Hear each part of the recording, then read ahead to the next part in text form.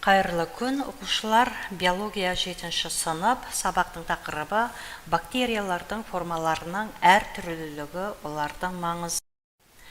Бүгінгі сабақта меңгеретініміз бактериялар формаларының әртүрлілігімен танысамыз, және де табиғаттағы және адам өміріндегі бактериялардың маңызын білеміз.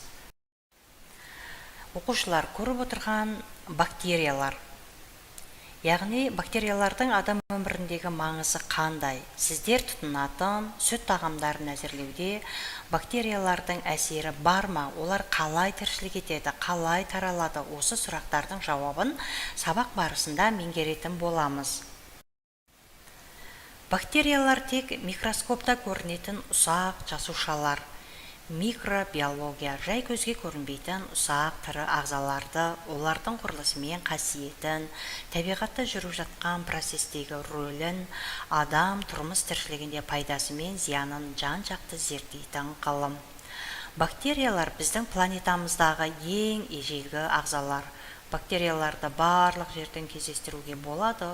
Ауа, су ағысы, жануарлар мен өсімдіктер арқылы таралады. Олардың жасушалары өте қарапайым, олар жеке де шоғырланып та тіршілік ете береді. Бактериялардың ядросы болмағандықтан прокариоттар патшалығына жатқызамыз.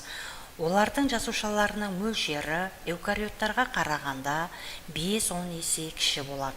Өздеріңіз көріп отырғандай, бактерия жасушаларының құрылысы. Жасуша қабырғасынан тұрады. Жасуша қабырғасы судың шамадан тыс булануынан және сыртқы ортаның зиянды әсерлерінен қорғайды. Жасуша қабырғасы жасушаның тұтастығымен қамтамасыз ете отырып, механикалық тірек қызмет атқарады. Оларда өсімдіктермен, жануарлардан және саңырауқұлақтармен бактериялардың ағзаларынан көруге болады. Ал липидтер мен ақуыздардан құралған қабықшалар жасушалық мембрана деп аталады. Олар жасуша мен сыртқы орта арасындағы су, газдардың тасымалдануына жауапты болып келеді. Бактерияларда тұқым қуалайтын ақпаратты сақтаушы ДНК көбінесе сақиналы нуклеотидтің ішінде орналасқан. Осы нуклеотид бактериялардың генетикалық материалы болып табылады. Келесі рибосомалар түйіршік, пішінді, ақуызды синтезде орталық болып есептеледі. Жасушаның ішкі цитоплазмасы деп аталатын желім тәрізді қоймалжың, гель тәрізді затпен қапталған. Бұл цитоплазмада химиялық үдерістер жүріп отырады. Міне көріп отырғандай бактериялардың пішіндерін көріп отырмыз. Мысалы, шөп таяқшасын бациллалар, үтір сияқылы ерілген, фибриллалар, спиралға ұқсайтындар, спириллалар, ал шар тәріздіге ұқсайтындар коккалалар деп атаймыз. Табиғаттағы адам өміріндегі маңызына қарай бактерияларды бірнеше түрге бөлеміз. Шіріту бактериялары, топырақ бактериялары, түйнек бактериялары, сүт қышқыл бактериялары, ауру тудыратын бактериялар және түйнек бактериялар жатады. Енді әр қайсысына жеке тоқталайық. Түйнек бактериялары ауадағы азотты сіңіріп, топырақты азотты қосылыстармен байытады. Ал шіріту бактериялар біздің ғаламшарымыздың ерекше санитары жер бетіндегі өсімдіктер мен жануарлардың қалдықтарының жиналуына жол бермей оларды қара шірікке айналдырады. Ал топырақ бактериялары қара шірікті минералды заттарға дейін ыдыратып, оларды топырақтан өсімдік сіңіре алатындай күйге жеткізеді. Сүт қышқылды бактериялардың іс-әрекет арқасында сүт, айран, қаймақ, қымызға айналады. Адам, жануар және өсімдік организміне еніп, өзінің тіршілік әрекет өнімдерін улайтын бактериялар болады. Оларға ауру тудыратын бактериялар жатады.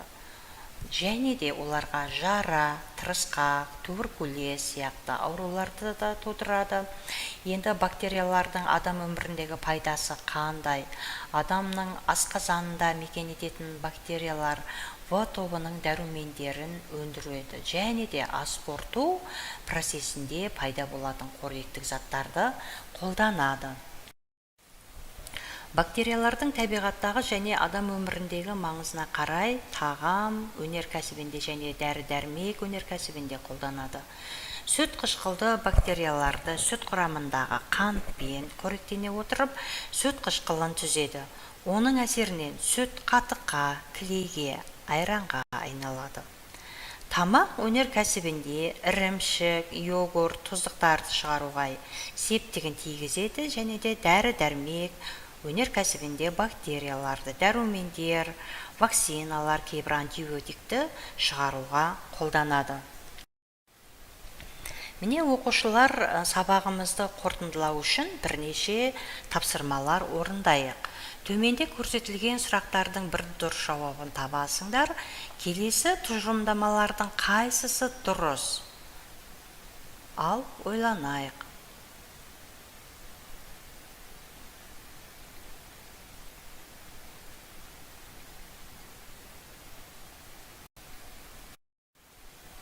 Дұрыс айтасыңдар.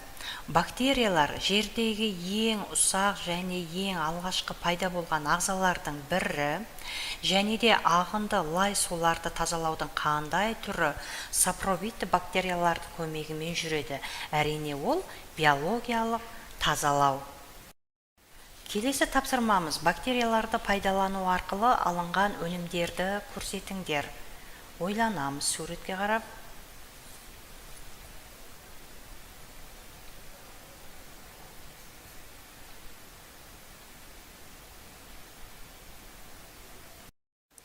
Дұрыс, әрине біз бактерияларды пайдалану үшін осы алынған өнімдер ірімшік, дәрі-дәрмек, сүт, айран және йогурт.